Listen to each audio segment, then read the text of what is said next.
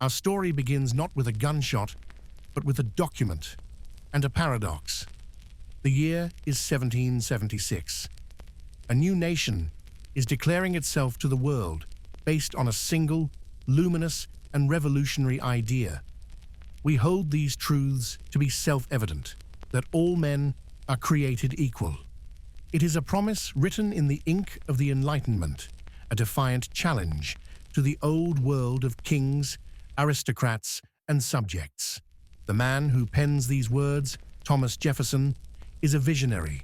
He is also a Virginian, a planter, and a master of over 200 human beings. His new nation, conceived in liberty, is born with a contradiction so profound, so fundamental, that it will one day tear it apart. The United States of America is born half free and half slave. In the 1787, at the Constitutional Convention, the Founding Fathers were forced to confront this paradox. They are geniuses of political compromise. They argue, they debate, and they make a deal with the devil. To create a more perfect union, they must appease the southern states, whose entire economies rest on enslaved labor. They write the 3/5 Compromise, a clause stating that for the purposes of representation in Congress, one enslaved man or woman will be counted as 3/5 of a free person. It is a cynical, dehumanizing piece of mathematics that enshrines slavery into the very DNA of the new republic. It is a political time bomb, set to detonate in 74 years. For the first decades of the 19th century, the two Americas, the North and the South, began to drift apart, creating two distinct and increasingly hostile civilizations. The North is a society of motion. It is the America of the Yankee industry, of commerce, of finance. It is a world of water-powered mills, of clattering factories, of small independent farms. Its cities, New York, Philadelphia, Boston, are swelling, a chaotic, dynamic mix of native-born citizens and a new, massive wave of immigration, mostly Irish and German. It is a society that, while far from perfect, is built on the fundamental principle of free labor, the idea that a man is free to sell his own work, to improve his own lot, to move up in the world. And while it is deeply, systemically racist, it has, for the most part, outlawed the institution of slavery. The South is a society of stillness. It is an agrarian, almost feudal world. It is an aristocracy built not on factories, but on land.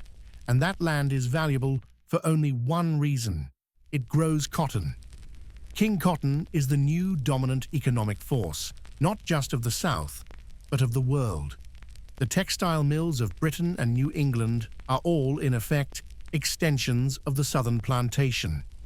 This entire kingdom, this vast wealth, this southern way of life, is built on a single, brutal foundation: the forced labor of 4 million enslaved human beings. In the South, a man's wealth, his social standing, his political power, is defined by the number of people he owns. To the Southern planter, slavery is not a necessary evil, as Jefferson's generation had called it. It has become, in the words of Senator John C. Calhoun, a positive good, a benevolent system that civilizes the African, while providing the purest and most stable form of Republican government for the white man. To attack this institution is not to attack an economic policy. It is to attack the South's property, its honor, its social structure, and its very concept of civilization. For decades, the balance holds. The two sections are lashed together by the U.S. Senate. The great, unwritten rule of American politics is that there must always be an equal number of free states and slave states. Each new territory acquired, each star added to the flag, becomes a point of existential crisis. In 1820, the first great crack appeared. Missouri applies for statehood as a slave state. The North explodes in protest. It would upset the balance. For a moment, it looks as if the Union will split. A compromise is reached, the Missouri Compromise. Missouri can enter as a slave state, but Maine will be carved from Massachusetts to enter as a free state. And most importantly, they draw a line, the 36° 30' parallel. Slavery, they agree, will be forbidden in all future territories north of this line. It is a truce, but the fire bell in the night, as Jefferson calls it, has been rung. The moral, political, and economic chasm between the two halves of the nation is now visible to all. And in the North, a new, terrifying voice is rising. It is the voice of abolitionism. This is not the polite, gradualist, anti-slavery of the founders. This is a new, radical, and righteous movement, born of the religious fervor of the Second Great Awakening. To these men, slavery is not a political problem. It is a mortal sin. It is a stain on the nation's soul that must be purged immediately and without compromise. In Boston, William Lloyd Garrison launches his newspaper, The Liberator. His first editorial is a declaration of war. I will not equivocate, I will not excuse, I will not retreat a single inch, and I will be heard. Men and women, black and white, begin to organize. They form the Underground Railroad, a secret network of safe houses and conductors. A conductor, like Harriet Tubman, an escaped slave herself, who returns to the South 19 times, a Moses leading her people out of bondage, with a bounty on her head and a pistol at her side. This movement, small at first, terrifies the South. Their benevolent, contented slaves are running away. Their property is being stolen. But an even greater terror haunts the Southern mind. Not escape, rebellion. In 1831, in Virginia, that nightmare became a reality. A slave preacher named Nat Turner, believing he has seen visions from God, leads a brief, bloody, and apocalyptic uprising. He and his followers move from plantation to plantation, killing over 60 white men, women, and children. The reprisal is swift and savage. The rebellion is crushed. Turner is hanged, and hundreds of innocent slaves with no connection to the revolt are tortured, murdered, and lynched by terrified white militias. Nat Turner's rebellion is the point of no return for the South. The polite debate over slavery is over. The positive good theory hardens into ironclad, brutal dogma. It becomes a crime to teach a slave to read. It becomes a crime to even question the institution. The South becomes a closed, paranoid, and militaristic society, obsessed with slave patrols and states' rights. The nation is now on a collision course, and in the 1850s, the decade of disintegration, a series of hammer blows will shatter the fragile peace, one by one. Hammer blow number one, the Compromise of 1850 and the Fugitive Slave Act. The nation has just won a war with Mexico, and with it, a vast new empire in the West, including California. The Compromise is a desperate last-ditch effort by the great triumvirate of senators, Henry Clay, Daniel Webster, and John C. Calhoun, to hold the Union together. The deal is a mess. California enters as a free state. But the South, in exchange, gets the single most explosive and self-destructive piece of legislation in American history, the Fugitive Slave Act of 1850. This new law makes the federal government, and by extension, the Northern people, responsible for capturing and returning escaped slaves. It denies the accused a jury trial. It pays a judge more if he rules the person is a slave than if he rules they are free. It makes it a crime for a citizen in Boston or Philadelphia to not help a slave catcher. The North is enraged. This law, more than any other, radicalizes the average northerner. It is one thing to know that slavery exists down there. It is another to be forced, by law, to participate in it.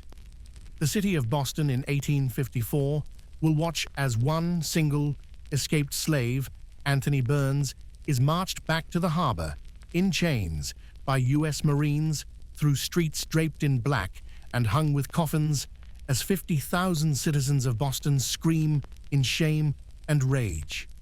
The compromise has failed. Hammer blow number 2, Uncle Tom's Cabin, 1852. If the Fugitive Slave Act is the political blow, this is the cultural one.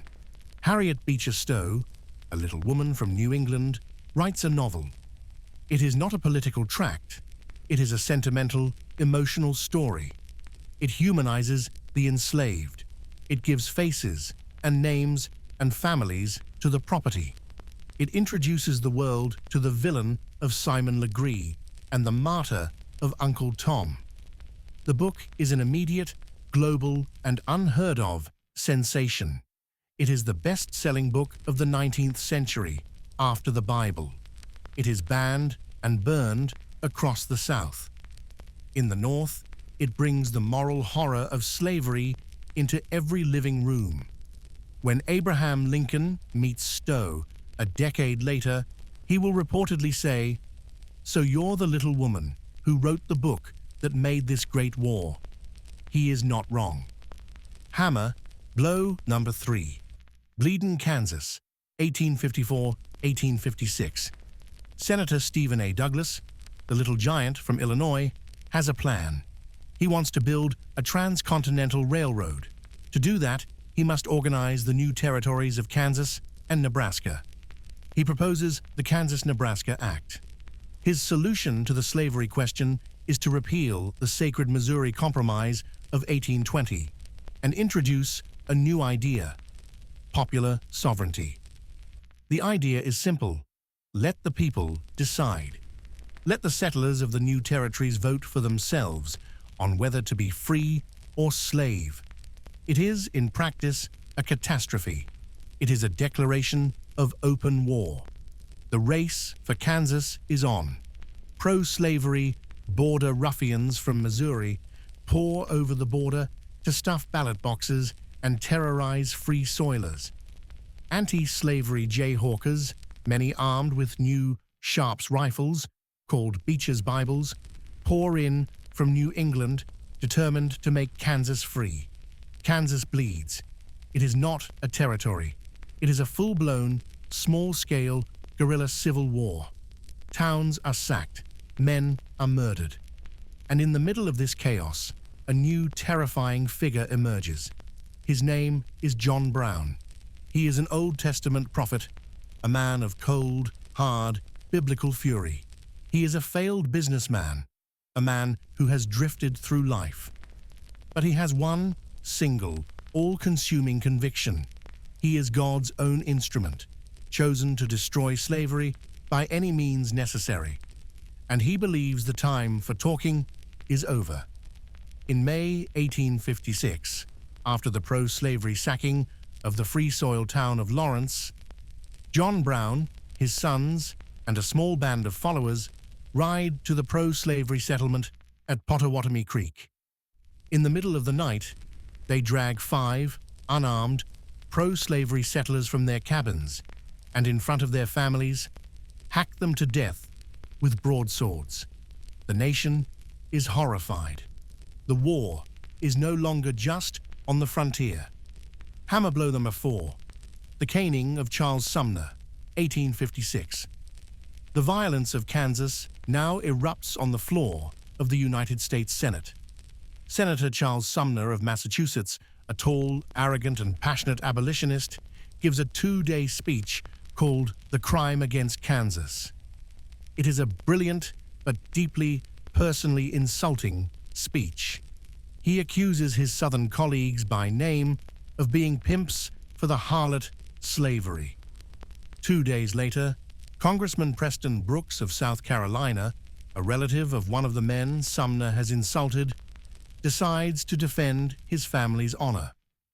He walks into the Senate chamber finds Sumner sitting at his desk, and as Sumner tries to rise, Brooks beats him over and over and over on the head with a heavy gutta percha cane until the cane shatters, and Sumner is left, blinded by his own blood, in a broken, unconscious heap on the Senate floor. The North is electrified with horror. This is the barbarism of the South. In the South, Preston Brooks is a hero. Charleston holds a parade in his honor. When his cane is broken, citizens from all over the South mail him new canes. The nation is no longer capable of compromise. It is no longer even capable of debate. The two sides are now literally trying to kill each other. Hammer Blow No. 5, the Dred Scott Decision, 1857. This is the legal bomb that shatters the nation. Dred Scott is an enslaved man who had been taken by his master, an army surgeon, into the free territory of Wisconsin. He sues for his freedom on the grounds that once free, always free. The case goes all the way to the Supreme Court. The Chief Justice, Roger B. Taney, a Southern slave owner, sees this as his great opportunity to settle the slavery question forever in favor of the South. The Dred Scott decision is not just a legal ruling, it is a political earthquake. The court rules 7-2 on 3 devastating points. Dred Scott cannot sue. Why? Because, Taney writes, no black man, free or slave, is a citizen of the United States. They are, he says, in the most infamous line in Supreme Court history, so far inferior that they had no rights which the white man was bound to respect. The Missouri Compromise, the sacred line of 1820, is, and always was, unconstitutional. Why? Because under the Fifth Amendment, slaves are property, and Congress has no right to ban a citizen from taking his property, a horse, a chair, or a person, into any United States territory. The South is triumphant. The Supreme Court has just, in one ruling, made slavery legal in all of the West. It has destroyed the free soil platform. The North is aghast. They now believe, with good reason, that a slave power conspiracy controls the entire federal government, the President, the Congress, and now the Supreme Court. They believe that the next ruling will be that slavery is legal. In Boston, Hammer Blow No. 6, The Rise of Abraham Lincoln, 1858. Out of this chaos, a new, exclusively Northern, anti-slavery party is born, the Republican Party. And in Illinois, a one-term, backwoods congressman decides to challenge the little giant, Stephen Douglas, for his Senate seat. His name is Abraham Lincoln. He is tall, awkward, and by all accounts, homely. But he is a man of profound, bedrock moral clarity and a genius for the English language. He accepts the Republican nomination with a speech that is too radical for his own handlers. A house divided against itself, he says, cannot stand. I do not expect the Union to be dissolved. I do not expect the house to fall, but I do expect it will cease to be divided. It will become all one thing, or all the other. The Lincoln-Douglas debates are a 7-part, open-air intellectual brawl that grips the nation. Lincoln loses the election, but he wins the argument. He brilliantly traps Douglas, forcing him to defend popular sovereignty against the Dred Scott decision. Douglas, in his Freeport Doctrine, says that yes, slavery is legal, but a territory can still ban it by unfriendly legislation. This answer splits the Democratic Party, the last great national institution, in two. The Southern Democrats see Douglas as a traitor. Lincoln, in losing, has just made himself a national figure and guaranteed that the Democratic Party will be unable to unite 2 years later. Hammer Blow No. 7, John Brown's Raid, 1859. This is the final, fiery, and bloody snap. John Brown, the man of Potawatomi, has a new plan. It is not popular sovereignty, it is war. He will, he believes, spark a massive Roman-style slave rebellion that will cleanse the nation in blood. On October 16th, 1859, with a tiny, integrated army of 21 men, he seized the federal arsenal at Harper's Ferry, Virginia. The plan is a military disaster. It is insane. He is seizing an arsenal in a town with no escape route, surrounded by angry Virginians. He is cornered in a small, brick engine house. He is attacked first by the local militia and then by the U.S. Marines, commanded by Colonel Robert E. Lee. His sons are killed. He is wounded and captured. Militarily, it is a farce, but politically, it is a thunderclap. The South is electrified with terror and with rage. This is not a Kansas Jayhawker. This is not a Yankee politician. This is a terrorist funded by Northern abolitionists who has come south to arm the slaves and to murder them in their beds.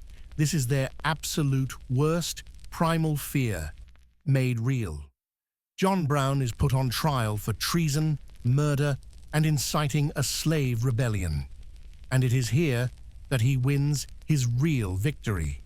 He is no longer the crazy old man. He is a martyr. He speaks with a profound biblical eloquence. Now, if it is deemed necessary that I should forfeit my life for the furtherance of the ends of justice, he tells the court, and mingle my blood with the blood of the millions in this slave country whose rights are disregarded by wicked, cruel, and unjust enactments. I say, let it be done. He was hanged on December 2nd, 1859. In the South, bells toll. They see him as the devil incarnate. In the North, bells toll. Ralph Waldo Emerson declares that Brown has made the gallows as glorious as the cross. There is no more middle ground. You are either for John Brown's vision or you are for slavery. The time for compromise is over. The election of 1860. This is the final political snap. The Democratic Party, as Lincoln had planned, shatters. The Northern Democrats nominate Stephen Douglas. The Southern Democrats nominate John C. Breckinridge. The new, exclusively Northern Republican Party knows it has a chance. They do not nominate their radical candidate.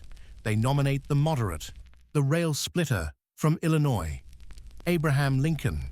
The election is a four-way race, and Lincoln wins. He wins the presidency without appearing on the ballot in 10 southern states. To the South, this is not an election. It is a conquest. It is a hostile takeover. A man who is openly anti-slavery, a black Republican, a supporter of John Brown, in their minds, is now the commander-in-chief. The slave power, for the first time in 50 years, has lost control of the federal government. The Union, as they see it, is dissolved. December 20th, 1860, South Carolina. The Fire Eaters, the most radical state, hold a convention. The vote is unanimous. They secede from the Union. The dominoes begin to fall. Mississippi, Florida, Alabama, Georgia, Louisiana, Texas. The Deep South is gone. In February 1861, they met in Montgomery, Alabama. They form a new nation, the Confederate States of America. They elect their own president, a Mississippi planter, a former Secretary of War, a reluctant secessionist, Jefferson Davis.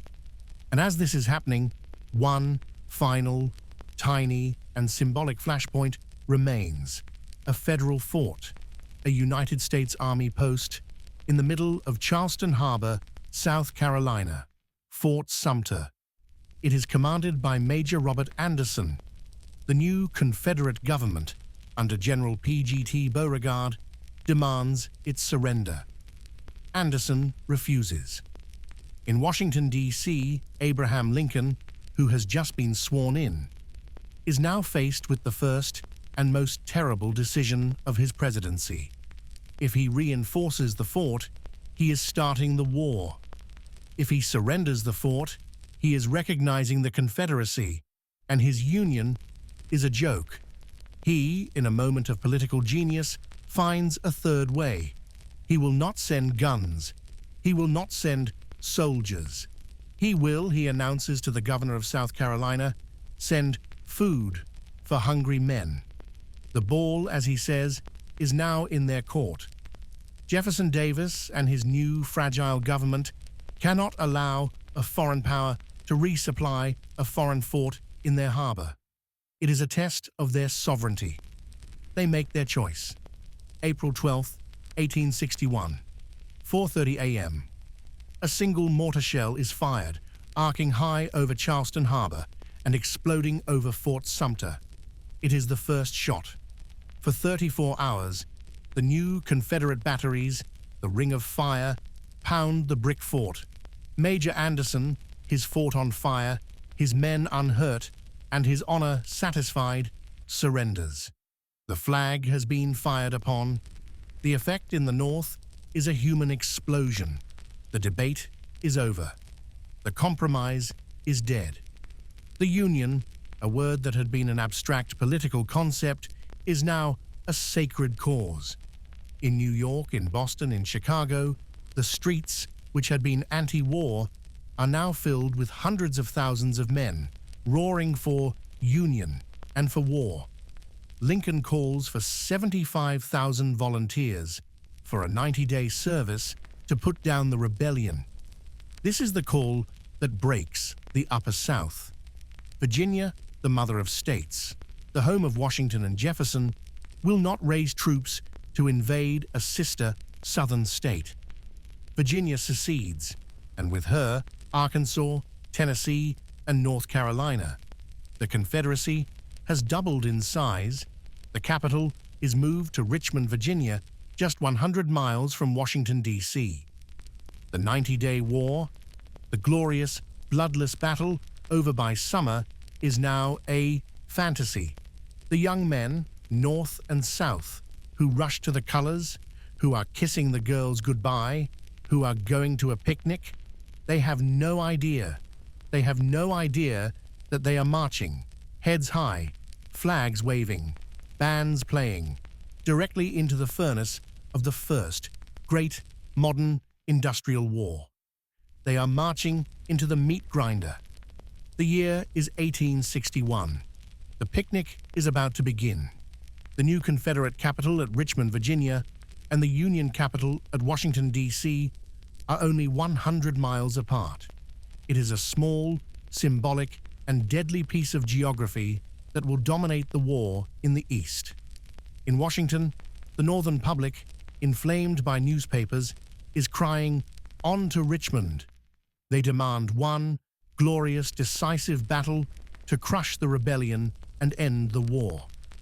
President Lincoln, under immense political pressure, orders his new army to move. The army is called the Grand Army of the Potomac. It is commanded by General Irvin McDowell, a good, cautious officer who knows his army is not an army at all. It is a mob. It is a collection of 90-day volunteers, farmers, shopkeepers, and clerks who have been in uniform for a few weeks. They are green, they are raw, and they barely know how to march. This is not an army, McDowell protests. It will take time. Lincoln's famous reply is, "You are green, it is true. But they are green also. You are all green alike." Across the line in Virginia, the Confederate Army is just as green. It is an army of first defenders, of Louisiana Tigers, of Texas Brigades. They are romantic, chivalrous, and they believe better. They are the cavalier ideal descended from knights, while the Yankees are a mongrel race of shopkeepers. They believe one Southerner can whip 10 Yankees. They are commanded by General P.G.T. Beauregard, the hero of Sumter.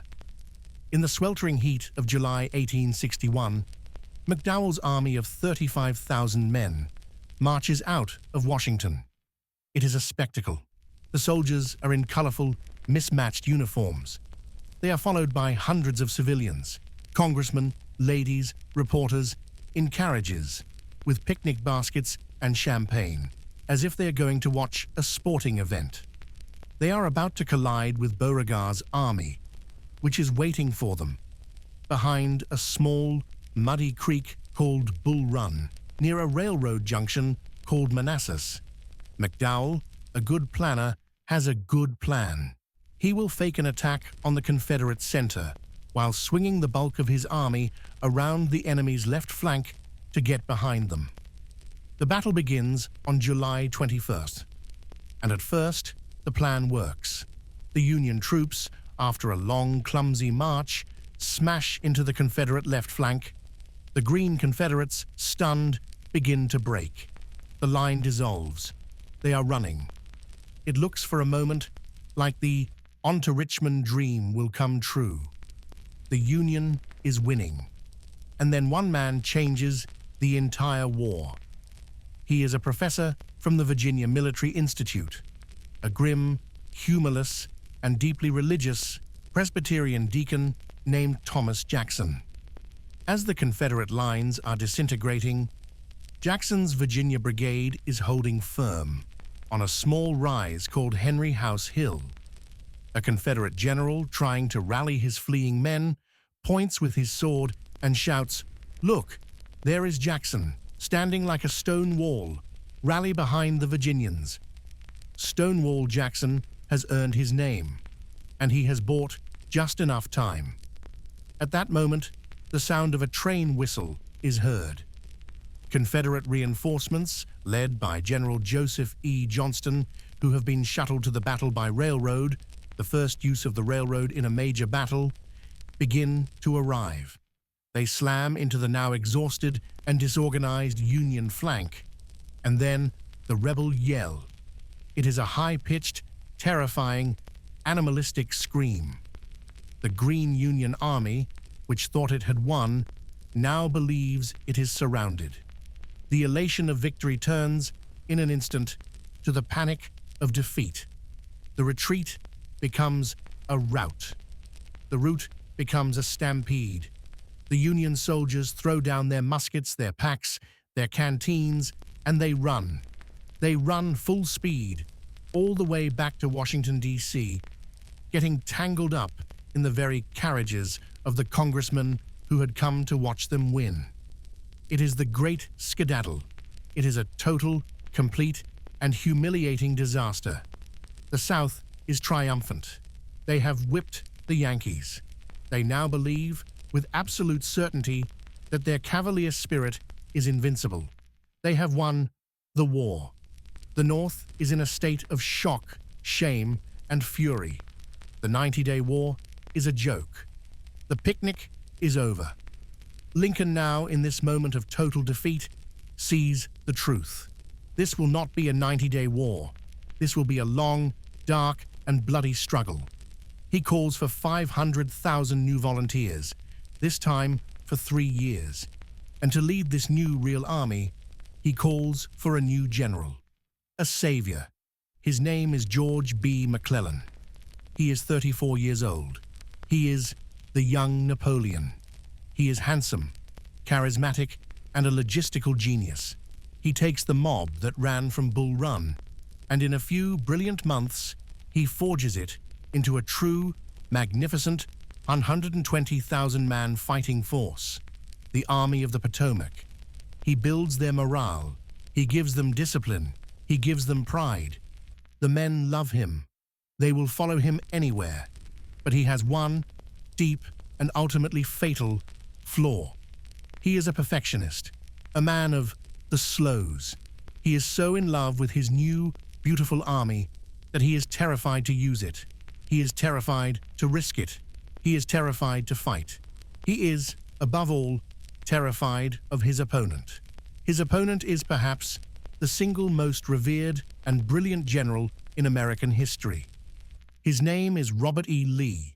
Lee is the aristocrat. He is the son of a Revolutionary War hero, the husband of the great-granddaughter of Martha Washington. He is the perfect soldier, the man who had graduated from West Point without a single demerit. When the war began, Lincoln had offered him command of the entire Union Army. Lee was tormented. He hated slavery. He called secession anarchy. But he could not, he said, raise my hand against my native state, my relatives, my children, my home. He declined Lincoln's offer, resigned his 30-year U.S. Army commission, and offered his sword to his country, Virginia. He is, in 1862, the opposite of McClellan. He is not a logistician. He is a gambler. He is a man of audacious, blinding, and aggressive speed. He understands that the South cannot win a long war of attrition. It does not have the manpower. It does not have the factories. Its only hope is to win fast, to win so decisively, so brilliantly, and so often that it will break the North's will to fight. McClellan, after 6 months of drilling and preparing and procrastinating, is finally forced by Lincoln to move. He refuses to attack Richmond head-on. He has a brilliant plan. He will use the Union's naval superiority. He will ferry his entire 120,000-man army by sea to the tip of the Virginia Peninsula and attack Richmond from the side door. It is the Peninsula Campaign. It is a logistical masterpiece, and it is a tactical disaster. McClellan lands, and he is convinced, by his bumbling Pinkerton spies, that he is facing 200,000 Confederates. He is, in fact, facing about 15,000. He stops. He digs in. He lays siege to empty trenches. He advances at a pace of 2 miles a day. He gives the Confederates weeks to prepare. The Confederate commander, Joseph E. Johnston, is wounded. And on June 1st, 1862, Jefferson Davis appointed a new man to command the army that is defending Richmond, Robert E. Lee. Lee, who had been a quiet staff officer until this point, explodes into action. He knows McClellan is cautious. He knows he is afraid. He will not defend Richmond. He will attack. For 7 days, Lee, with his new Army of Northern Virginia, hurls his men again and again against McClellan's larger, better-equipped army. The battles are savage. Mechanicsville, Gaines's Mill, Malvern Hill. Lee loses most of the battles. He takes horrific casualties, but he wins the campaign. McClellan, who is psychologically incapable of handling this kind of aggressive, unchivalrous violence, is terrified. He believes he is being overwhelmed by a superior force. He still outnumbers Lee 2-1. He retreats, falling back day after day until he is cowering under the protection of his naval gunboats. The Peninsula Campaign is a total failure. Richmond is saved. Lee is a hero, and McClellan is a disgrace. Lincoln, furious, orders the Army of the Potomac back to Washington. He has a new, tough general, John Pope. Lee, seeing this, knows he has a window. He will not wait. He will attack the Pope before McClellan's army can join him. He uses his magic formula. He splits his army. He sends Stonewall Jackson on a vast, secret 50-mile march completely around Pope's army to get behind him. Jackson, in a lightning move, captures Pope's entire supply depot at Manassas. He is lost for 36 hours. Pope, an arrogant fool, is enraged. "Where is Jackson?" he thunders. He turns his entire army around to bag him. Jackson, hiding, waits. He waits until Pope's army is marching past him. And then, at a place called Brawner's Farm, he springs his trap. He attacks. Pope, stunned, turns and hurls his men at Jackson's stone wall. And as Pope is obsessed with Jackson, Lee arrives with the other half of his army under General James Longstreet and smashes, unseen, into Pope's left flank. It is the second battle of Bull Run. It is not a rout like the first one. It is a scientific annihilation. The Union Army is crushed, its flank rolled up, and it is, once again, sent fleeing back to Washington, D.C. In 90 days, Robert E. Lee has saved Richmond, has cleared all of Virginia of Union troops, and has humiliated 2 Union armies. He is, at this moment, the most feared and most brilliant general in the world. He is not done. He knows the North is demoralized. He knows King Cotton is failing. He needs a big win. He needs to persuade the North that this war is unwinnable, and he needs to impress Europe. He needs foreign recognition. He needs Great Britain. In September 1862, Robert E. Lee, his army in rags and tatters, his men shoeless, crossed the Potomac River and invaded the North. This is the Antietam Campaign. It is his greatest gamble. He is marching into Maryland, a border state that he hopes will join the Confederacy. But his luck has run out. A Union soldier resting in a field finds a prize. 3 cigars wrapped in a piece of paper. It is a copy of Lee's entire battle plan. Special Order 191. The lost order is rushed to the one man who can use it, George McClellan. He has been restored to command. He holds in his hands the document that can end the war. He knows exactly where Lee is, where his split armies are. He famously boasts, "Here is a paper with which, if I cannot whip Bobby Lee, I will be willing to go home." A Napoleon would have moved instantly and destroyed Lee's scattered army piece by piece. McClellan waits. He studies the plan. He waits 18 hours before he moves. He is convinced, as always, that it is a trap. He gives Lee just enough time, a full, precious day, to realize his plan is lost and to pull his army back to one desperate defensive line behind a small, stone-walled creek near the town of Sharpsburg, Maryland. The creek's name is Antietam. On September 17th, 1862, McClellan, with 80,000 men, finally attacked Lee's 38,000. But he does not attack all at once. He attacks in a series of uncoordinated, piecemeal, and bloody assaults from morning till night. The battle is a triptych of horror. The morning, the battle for the cornfield. Union and Confederate forces collide head-on in a 30-acre cornfield. They fight for 3 hours at point-blank range until the corn is cut down, as if by a scythe. The midday, the battle for the sunken road. Union troops pour fire down into a sunken country lane, a natural trench that will be known forever as Bloody Lane. They kill so many Confederates that the bodies are piled like cordwood. The afternoon, the battle for Burnside's Bridge. General Ambrose Burnside, for 3 hours, tries to force his entire corps over a single, stone-arched bridge held by 400 Georgians. He finally takes it, just in time for the last of Lee's divisions, A.P. Hill's, force marching from Harper's Ferry to arrive and smash his breakthrough. By 5:30 p.m., the battle is over. It is a tactical draw, but it is a human catastrophe. 23,000 men are killed, wounded, or missing.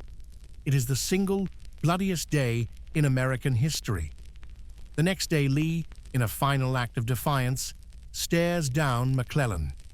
McClellan, with 30,000 fresh reserves he never used, does not attack. He does not move.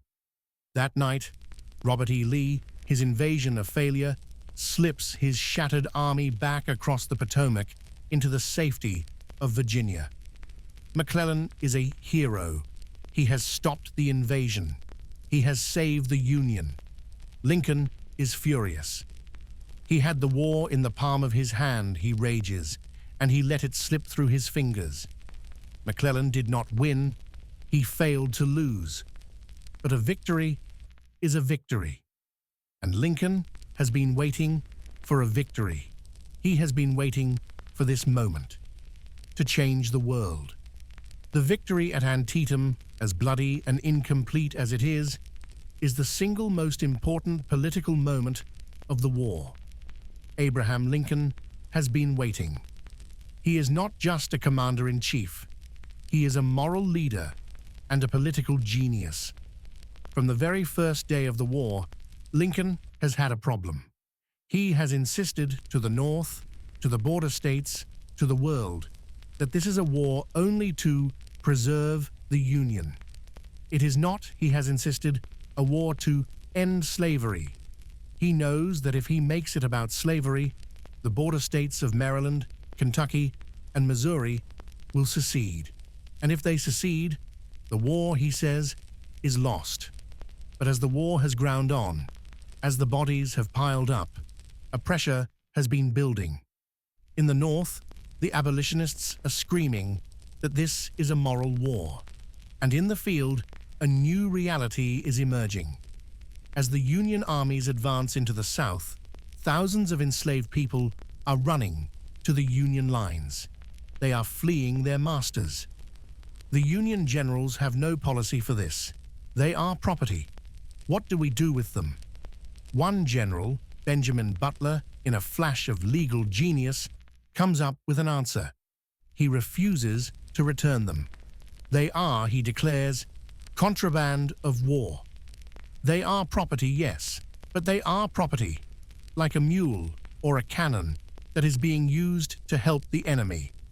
Therefore, the Union Army can seize them.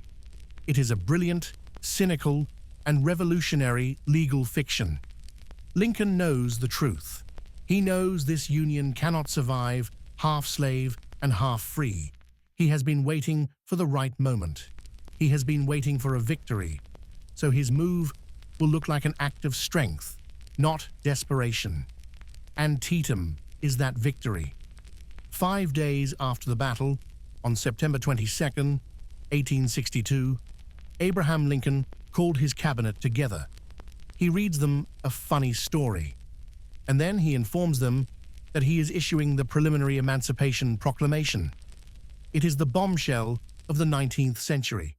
It is a war document.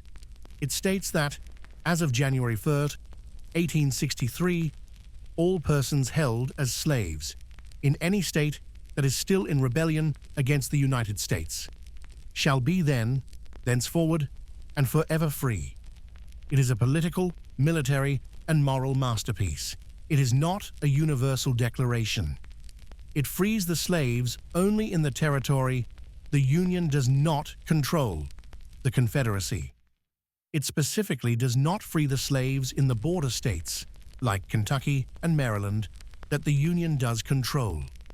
The London Times mocks it.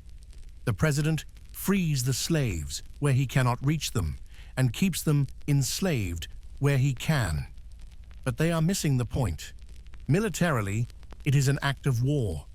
It encourages the slaves in the Confederacy to run away, to self-emancipate, and to cripple the Southern war economy.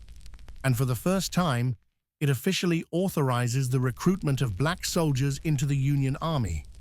This is a revolution. Politically, it is a masterstroke. It instantly ends any hope of foreign recognition for the South. Great Britain, which has abolished slavery, cannot now intervene on behalf of a slave-holding republic. The Confederacy is isolated. Morally, it is an earthquake. It transforms the war. It is no longer just a war to save the Union. It is now, finally, and forever, a war to end slavery. The Union Army is no longer just an army of occupation. It is now, officially, an army of liberation. The South is enraged. Jefferson Davis calls it the most execrable measure in the history of a guilty man. They see it for what it is, an incitement to slave rebellion, a John Brown's raid, written by the president himself. The war from this moment on will be different. It will be total. It will be uncompromising. It is now a war of subjugation, a war to remake a civilization. And no one feels this pressure more than the generals. In the West, a new kind of general is emerging. He is not like McClellan. He is not glamorous. He is short, rumpled, quiet, and smells of cigar smoke. He is a failed businessman, a drinker. His name is Ulysses S. Grant. Grant is not a genius of strategy like Napoleon. He is a genius of common sense and willpower. He does not believe in retreat. He only knows how to move forward. His philosophy is simple. Find the enemy. Get at him as soon as you can. Strike at him as hard as you can, and keep moving on. In early 1862, while McClellan was drilling his army, Grant moved. He attacked two key Confederate forts in Tennessee, Fort Henry and Fort Donelson. At Fort Donelson, the Confederate commander asks for terms of surrender.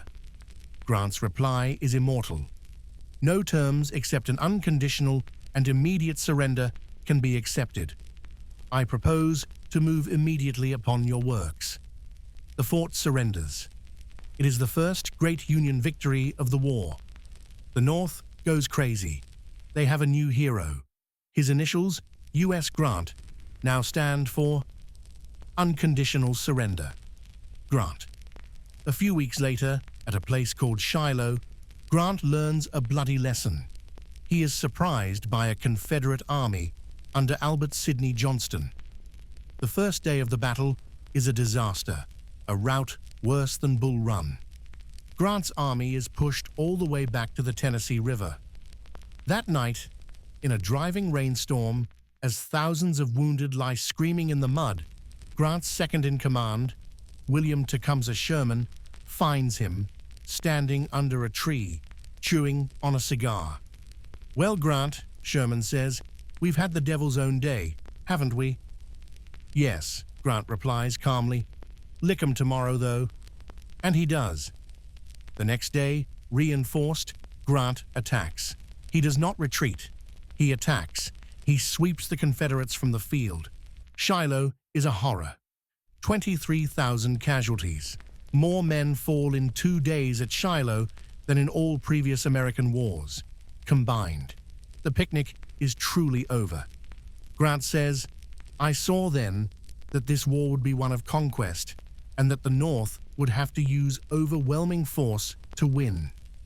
While Grant is learning to win in the West, the Army of the Potomac in the East is still learning how to lose. Lincoln, finally fed up with McClellan for not destroying Lee after Antietam, fires him. "If you do not want to use the army," Lincoln writes, "I would like to borrow it." His new commander is Ambrose Burnside, the man of Burnside's Bridge. He is a man of glorious whiskers, but no confidence. He knows he is not fit to command. He is pushed by Lincoln to attack. He moves his army to the Rappahannock River, opposite the town of Fredericksburg, Virginia. He plans to cross quickly on pontoon bridges, but the bridges are late. For 3 weeks, Lee watches as Burnside waits for his bridges. Lee uses the time. He digs his army in, on the high ground, behind the town, a place called Mary's Heights. It is the most perfect defensive position of the war. The bridges finally arrive. On December 13th, 1862, Burnside attacked. The Battle of Fredericksburg is not a battle. It is a crime. It is mass suicide. Burnside orders his men to charge across an open field, uphill, against a sunken road and a stone wall, behind which Lee's army is stacked 4 ranks deep. It is an execution. Wave after wave of brave Union soldiers are mowed down. They cannot get within 50 yards of the wall. A Confederate general observes, "It is well that war is so terrible, lest we should grow too fond of it." Lee himself says, "I am growing to be a very proud man." By nightfall, 12,000 Union men are dead or wounded. Not one has reached the wall. The Union army is shattered, its morale broken. The winter of 1862 is the darkest moment of the war for the North. Fredericksburg is a catastrophe. In the West, Grant is bogged down, stuck in the mud, trying to figure out how to attack the Confederate fortress of Vicksburg, Mississippi. The war is a failure. The Emancipation Proclamation, which goes into effect on January 1st, 1863, seems like a joke. The North is on the verge of total despair. Lincoln fires Burnside. He replaces him with Fighting Joe Hooker. Hooker is arrogant, he is boastful, but he is a good organizer. He rebuilt the Army of the Potomac. "My plans are perfect," he boasts. "May God have mercy on General Lee, for I will have none." In April 1863, Hooker launched his plan. It is a brilliant plan. He will do what McClellan and Burnside failed to do. He will use his massive 130,000-man army to get behind Lee's 60,000-man army at Fredericksburg. He will trap Lee and destroy him. The plan works. Hooker's army crosses the river, marches around Lee's flank, and arrives at a large mansion in a clearing called Chancellorsville. He has done it. He is behind Lee. The Confederate army, he boasts, is now my property. He is fighting Robert E. Lee. Lee, who should be retreating, does the most audacious, the most reckless, the most brilliant thing of his entire career. He splits his army.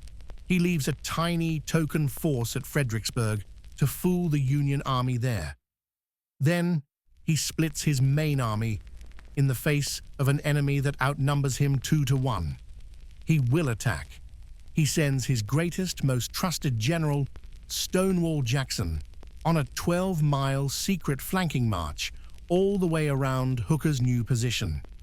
On May 2, 1863, as Fighting Joe Hooker sits on the porch at Chancellorsville, his men are relaxing, their arms stacked, their fires lit for dinner. They have no idea that Stonewall Jackson and 30,000 Confederate soldiers are at this moment forming a line of battle on their unprotected, open flank. At 5:15 p.m., Jackson gives the order. The rebel yell erupts from the woods. The Union 18th Corps is not attacked. It is hit by a tidal wave. It dissolves. It is the most successful and most terrifying flank attack of the war. Hooker's brilliant plan is in ruins. That night, at the peak of his greatest victory, Stonewall Jackson rides forward with his staff to scout a final night attack. As he rides back in the dark, a Confederate regiment, nervous and trigger-happy, mistakes his party for Union cavalry. They open fire. Jackson is hit 3 times. His left arm is shattered. He is carried from the field. Lee, hearing the news, is devastated. He has lost his left arm, he says, but I have lost my right. A few days later, Jackson, the stone wall, the hammer of the Confederacy, dies of pneumonia. The Battle of Chancellorsville is Lee's masterpiece. He has defeated an army twice his size, but he has lost the one man he cannot replace. Robert E. Lee is now, in the early summer of 1863, an icon of invincibility. He has, through sheer audacity and genius, defeated every general the Union has sent against him. The Army of the Potomac is a demoralized, beaten, and leaderless mess. Fighting Joe Hooker, the man who would have no mercy, is a broken shell, a victim of his own arrogance. But Lee has a problem. His army is victorious, but it is starving. Virginia has been stripped bare. He needs food, he needs horses, he needs supplies, and he needs to once and for all end this war. He cannot win by defending. He must do what he did at Antietam. He must invade the North again. His plan is audacious. He will march his 75,000-man army of Northern Virginia north, out of Virginia, across Maryland, and deep into Pennsylvania. His goals are threefold. First, he will feed his army on the rich, untouched farms of the North. Second, he will disrupt the Union's plans for the summer. Third, and most importantly, he will find and destroy the Army of the Potomac on northern soil. He believes one final shattering victory, a Confederate Austerlitz, will break Abraham Lincoln's political will, empower the Copperheads, the Northern anti-war Democrats, and force the Union to sue for peace. The invasion begins. The Army of Northern Virginia disappears from its camps and for weeks is lost to the Union. They cross the Potomac. The North is in a state of total blind panic. Philadelphia, Harrisburg, even Washington, D.C. are in danger. Lincoln is furious. "Where is my army?" he demands. The Army of the Potomac, still commanded by Joe Hooker, is doing nothing. Hooker, in a final fit of pique, demands to be reinforced. And when he is not, he offers his resignation. Lincoln, in a flash, accepts it. Just 3 days before the largest battle in the history of the Western Hemisphere, Lincoln appoints a new commander, his fifth commander. His name is George Gordon Meade. He is a quiet, bookish, and deeply respected engineer. He is awoken in his tent in the middle of the night and told he is now in command of the entire army. He has no idea where Lee is. He has no idea where his own army is. The two vast armies are now groping for each other, blind, in the rolling farmland of Pennsylvania. They will collide by sheer dumb luck at a small, prosperous crossroads town that no one has ever heard of. It is a town famous for its carriage trade and its new Lutheran seminary. It is called Gettysburg, July 1st, 1863, Day 1. It starts as a meeting engagement, a skirmish over a rumored supply of shoes. A Confederate division, marching toward the town, runs into the Union cavalry. The Union cavalry, under John Buford, does something heroic. He dismounts his men, sets them up as infantry on the high ground of Seminary Ridge, and holds the line. He is buying time. He is buying time for the Union First Corps, under General John Reynolds, to arrive. They arrive. Reynolds, one of the best generals in the Union Army, is immediately shot and killed. The battle explodes. All day, new corps from both armies arrive and are fed into the fight. By 4:01 p.m., the Confederates have the upper hand. They smash both Union corps and send them fleeing in a rout back through the town of Gettysburg. It is a Confederate victory, but the Union Army does not stop running. They rally on a long, low ridge just south of town. It is called Cemetery Ridge. It is a magnificent defensive position. That night, Lee's second-in-command, James Longstreet, urges him to not attack it. He says, "We should swing around their flank, get between them and Washington, and force them to attack us." Lee refuses. His blood is up. He has won the day. The enemy is beaten. "No," he says. "I will attack them here." That night, the rest of both armies arrive and take their positions. Meade and the Union Army form a 3-mile line, shaped like a fishhook. The Confederates form a 5-mile line around them. Lee's plan for the second day is to smash both ends of the Union line. July 1863. Day 2. The battle is a series of brutal, savage, and confused fights for key terrain. Longstreet's corps, attacking late, slams into the Union left flank. They fight in a peach orchard. They fight in a wheat field. They fight in a pile of boulders called the Devil's Den. But the most famous fight is for a small, rocky hill at the very end of the Union line. It is called Little Round Top. It is undefended. The Union Chief of Engineers, seeing this, grabs the first regiment he can find, the 20th Maine, commanded by a college professor named Joshua Lawrence Chamberlain. He shouts, "Hold this line at all costs." For 90 minutes, the 20th Maine holds the hill against repeated, desperate Confederate attacks. They are out of ammunition. They are out of men. and Chamberlain gives one last insane order. Bayonets! The remnants of the 20th Maine charge down the hill in a swinging door-like motion. The Confederates, stunned, terrified, and exhausted, surrender. Chamberlain has saved the Union flank. He has saved the battle. At the end of the day, the Union line has bent, but it has not broken. Lee has failed. July 3rd, 1863, Day 3.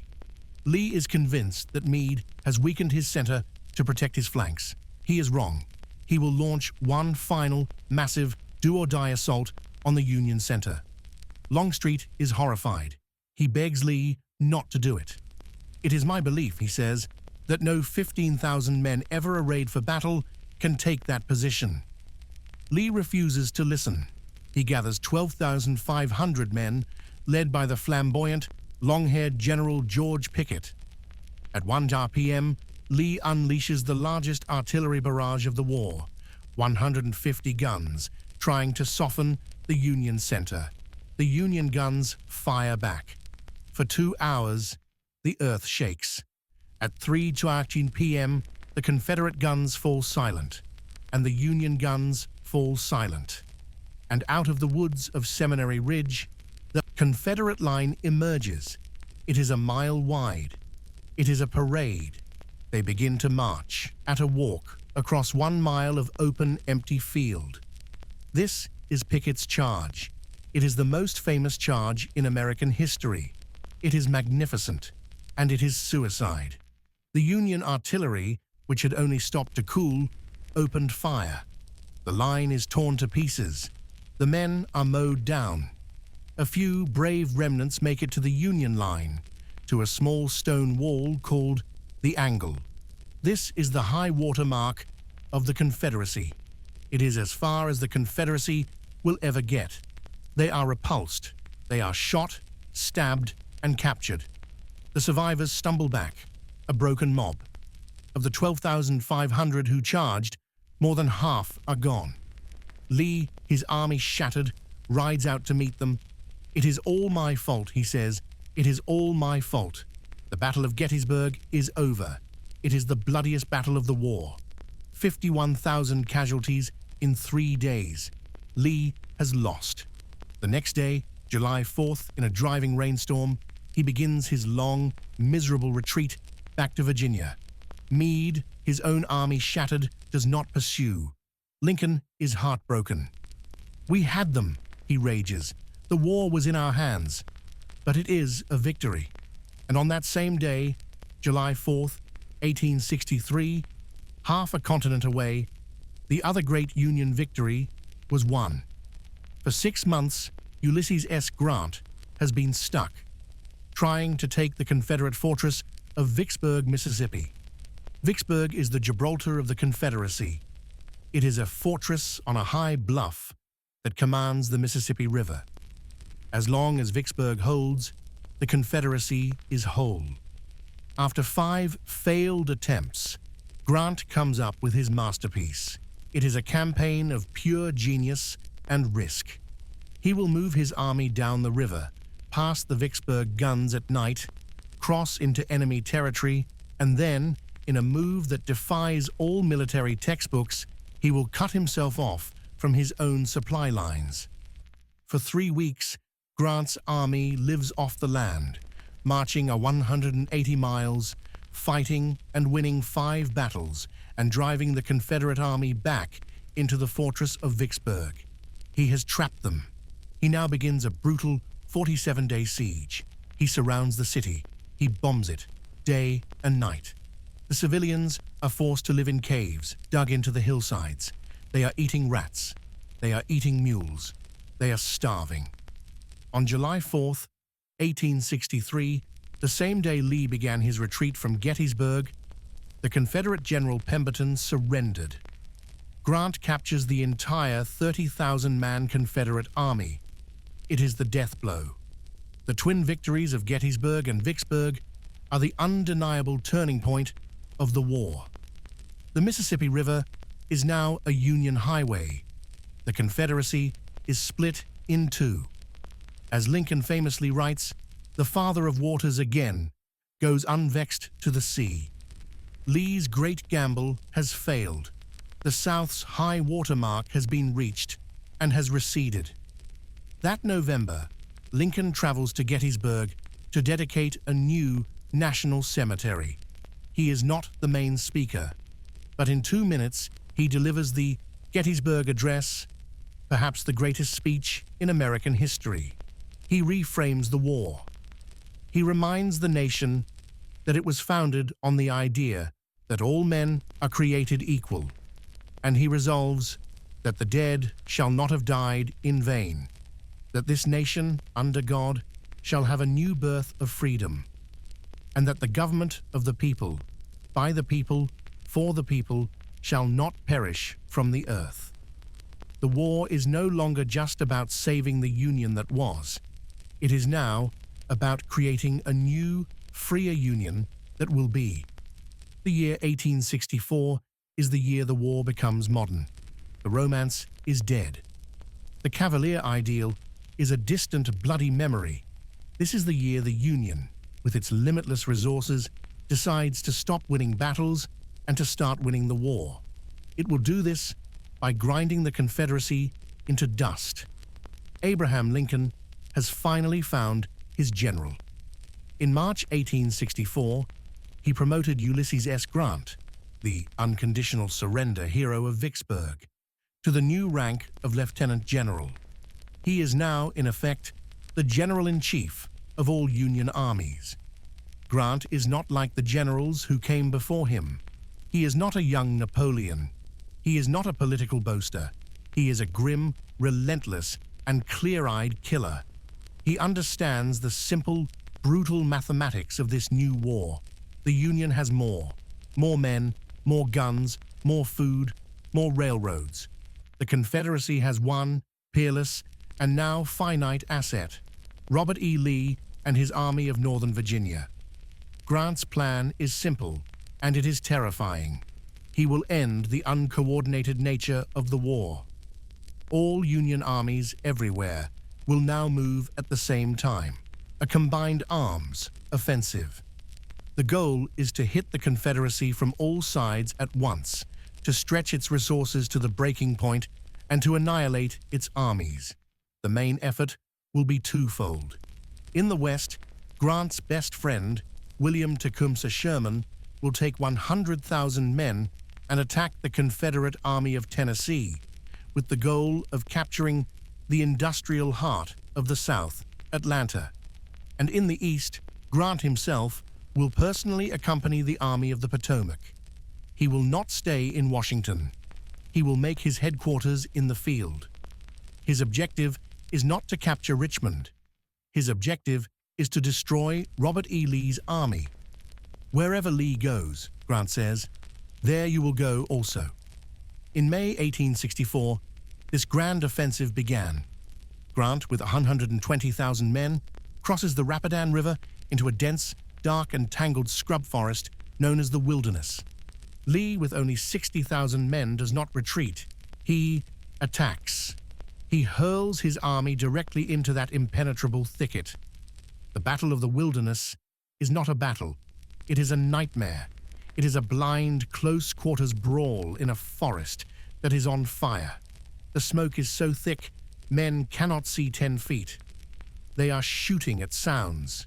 The wounded are burned alive. It is a scene from Dante's Inferno. At the end of 2 days, Grant was mauled. He has lost 17,000 men. He has been beaten. Tactically, any other Union general, McClellan, Burnside, Hooker, would have retreated. The soldiers of the Army of the Potomac, cynical and beaten, know the drill. They prepare to march back north in defeat. But Grant is different. He rides to a crossroads and he turns his horse south. He is not retreating. He is flanking. He is going around Lee to get between him and Richmond. The soldiers, realizing this, explode. They cheer. They weep. For the first time, their general is not a failure. He is a killer. Lincoln has found his man. Lee is stunned. He has won the battle, but he has lost the initiative. He is now in a desperate race, not to win, but to survive. He races his army south to the crossroads of Spotsylvania Courthouse. He gets there first. His men dig in. They build a massive mule shoe-shaped earthwork called the Mule Shoe Salient. Grant attacks it. For 24 hours, in a driving rain, the two armies fight over this single trench. It is the most savage hand-to-hand combat of the war. Men are stabbing each other with bayonets, swinging their muskets like clubs. The bullets are so thick they cut a 22-inch oak tree in half. They call it the Bloody Angle. It is a draw. Grant has lost another 18,000 men. Lee has lost 10,000. Grant is called a butcher in the northern press. His response is cold. "I will fight it out on this line," he writes to Lincoln, "if it takes all summer." He slides south again. Lee slides with him, again and again. This is the Overland Campaign. It is not a war of genius.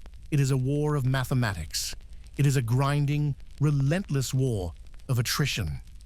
It culminates at Cold Harbor, just 8 miles from Richmond. Grant orders a massive, head-on frontal assault against an impenetrable, dug-in Confederate line. He is making the same mistake as Burnside at Fredericksburg. The Union soldiers, seeing the position, know it is a death sentence. They spend the night pinning scraps of paper to their backs with their names and addresses so their bodies can be identified. The attack lasts 20 minutes. 7,000 Union soldiers fall. Grant will call it the one attack he truly regrets. In 40 days, Grant has lost 60,000 men, an army the size of Lee's entire force. The North is screaming in horror. He is a butcher, but he has done what no one else could. He has bled Lee's army of 30,000 men, men Lee cannot replace, and he has pinned Lee against Richmond. But he is not done. He does one last, brilliant slide. He slips his army south of Richmond to the key railroad junction of Petersburg. This is the jugular of the Confederacy, the city that supplies both Richmond and Lee's army. He fails to take it by surprise. And so, in June 1864, the War of Movement ended. A new war begins. The Siege of Petersburg. It will last for 9.5 months. It is a preview of World War I, a vast 30-mile network of trenches, barbed wire, and mortars. It is a slow, miserable war of starvation and exhaustion. While Grant is grinding, Sherman is moving. His 100,000-man army is advancing on Atlanta, defended by the Confederate General Joseph E. Johnston. It is a brilliant campaign of flanking maneuvers, a dance of generals. Johnston is a master of defense. Sherman is a master of flanking. But in Richmond, Jefferson Davis is panicked. He hates Johnston for giving up territory. He fires Johnston and replaces him with the reckless, one-legged and aggressive general John Bell Hood. Hood is a fighter. He attacks Sherman, and he is destroyed. On September 2, 1864, Sherman's army marched into Atlanta. Sherman sends a telegram to Lincoln. "Atlanta is ours and fairly won." This single victory electrifies the North. It is the turning point of the election of 1864. Lincoln has been convinced he will lose. The war is unpopular. Grant is a butcher. The Democrats have nominated George McClellan, the general he fired, on a peace platform. But the fall of Atlanta changes everything. The North sees that the war can be won. Lincoln is re-elected in a landslide. He now has the mandate to finish it, and he has the man to do it. Sherman in Atlanta now proposes the most radical idea of the war. He will cut himself off from his supply lines. He will turn his back on the Confederate army, and he will march his 60,000-man army 300 miles to the sea, to Savannah. His purpose is not to fight. His purpose is to destroy. He will wage total war on the mind of the southern people. He will make Georgia howl. The march to the sea is an act of psychological terror.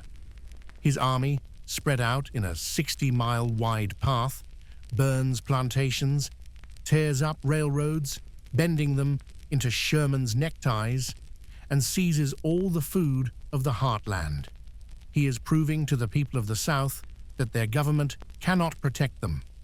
Behind his army follows a massive column, tens of thousands of newly freed slaves fleeing their plantations, seeing Sherman as a new Moses.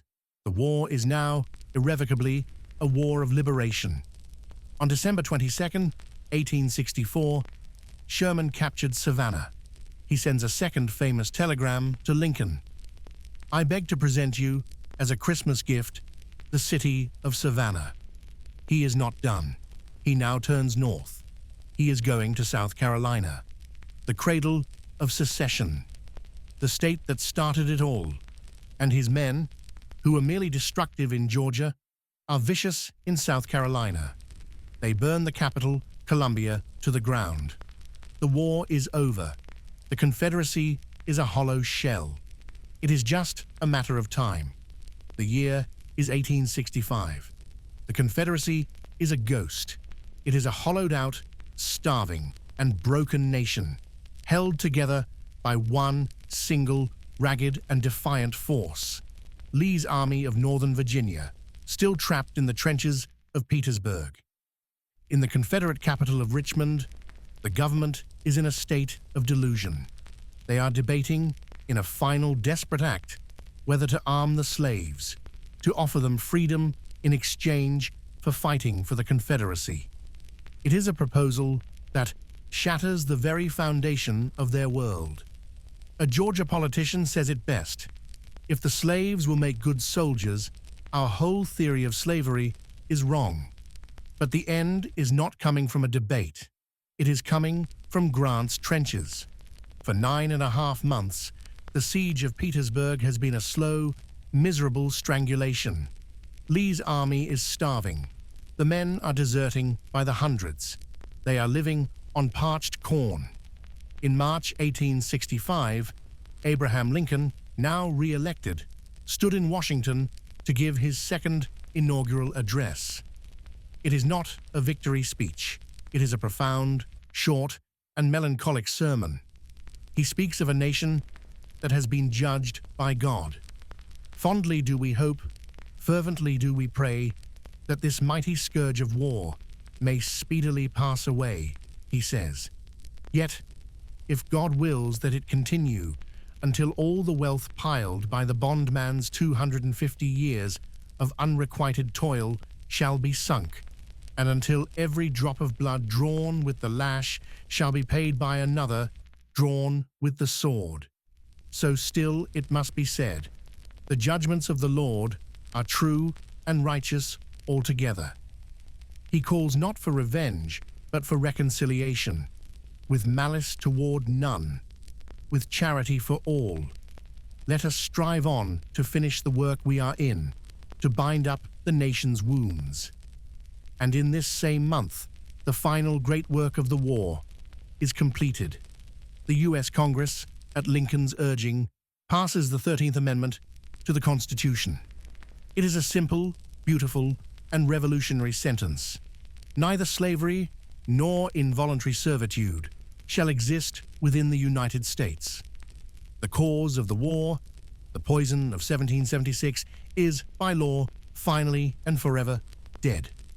On April 1st, 1865, Grant ordered his final assault. He smashes the Confederate lines at the Battle of Five Forks. The line is broken. Petersburg is lost.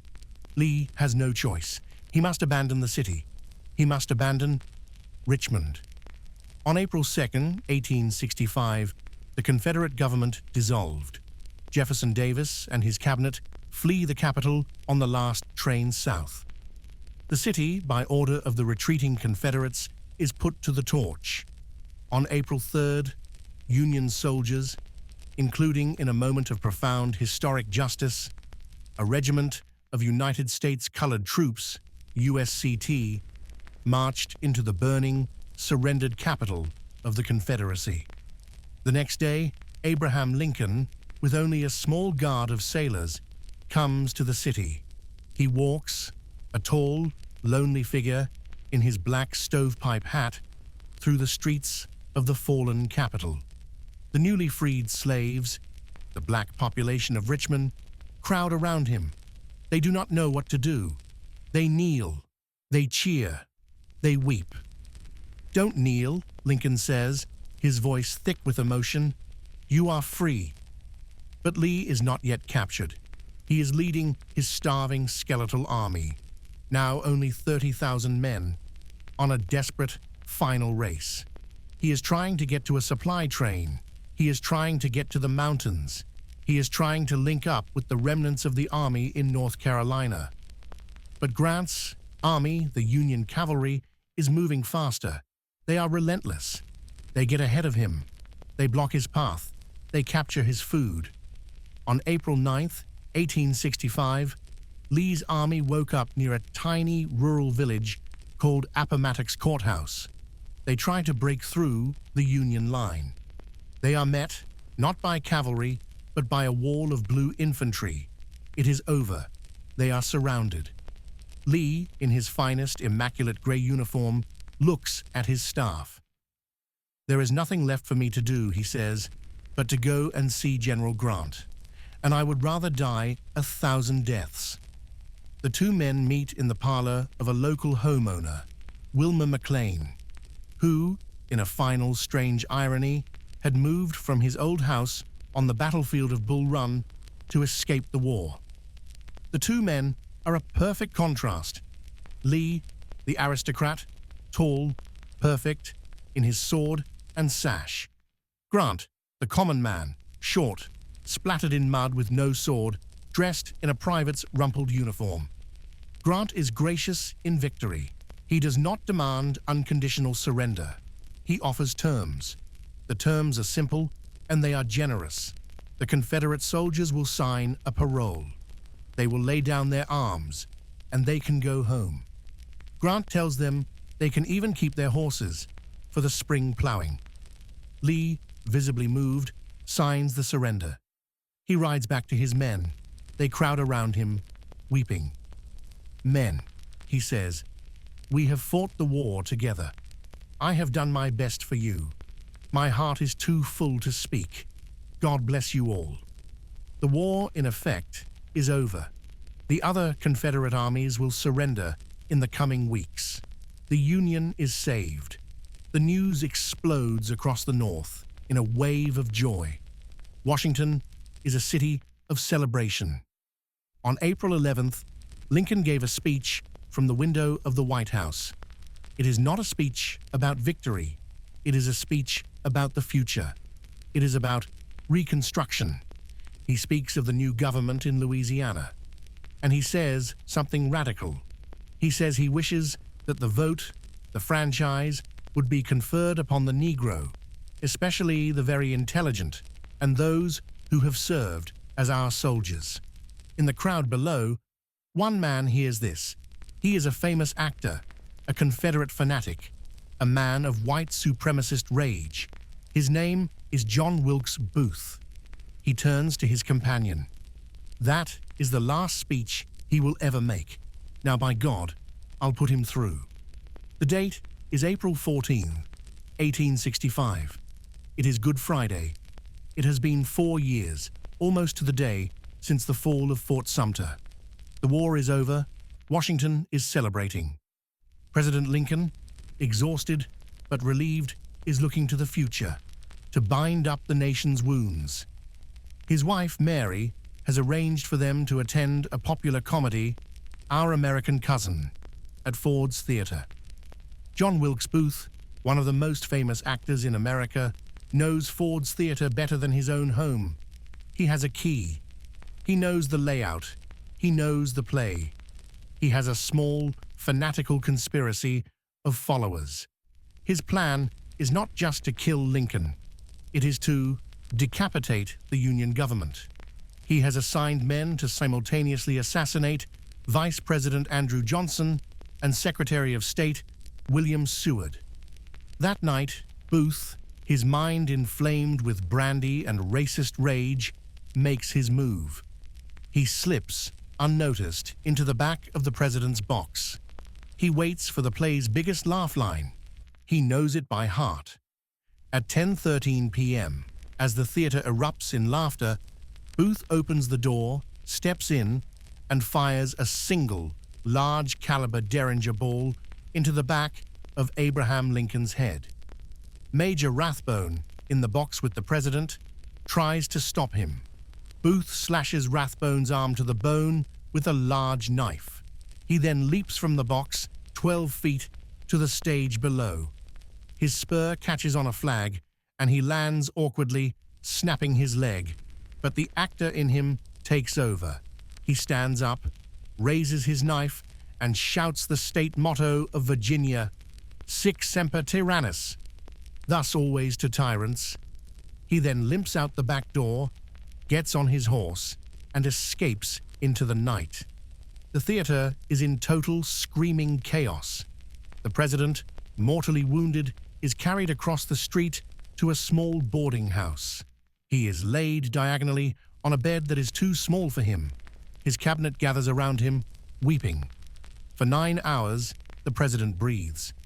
At 7:22 a.m. on April 15th, 1865, Abraham Lincoln was dead. Secretary of War Edwin Stanton, looking at the body, says the words for history.